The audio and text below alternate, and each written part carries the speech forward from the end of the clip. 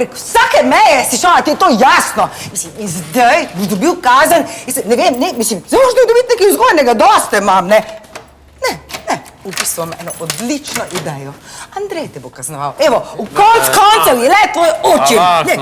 Ne, evo, Andrej, daj si duška, izvoli. Nik, od danes naprej 3 mesece moraš pojesti vsako sladico, ki ti jo pripravi tvoja mama. Bum! Tak, ne, malo si se zmotil, no? Ne. Hotel si reči, da ne bo dobil nobene moje sladice, no. Evo, zdaj 3 mesece ne boš jedel nobene moje sladice, a ti je to jasno? Bum! Ja, nič kaj, očitno bo mogel sprejeti to kazen. Ja. Saj to sem si verjetno zaslužil. Si. In veš kaj, meni se zdi edino pravilno, da pol Andrej dobi moje sledice. In to vse. Čakaj, ne, čakaj malo, to pa ni možno, ne, to ni mogoče.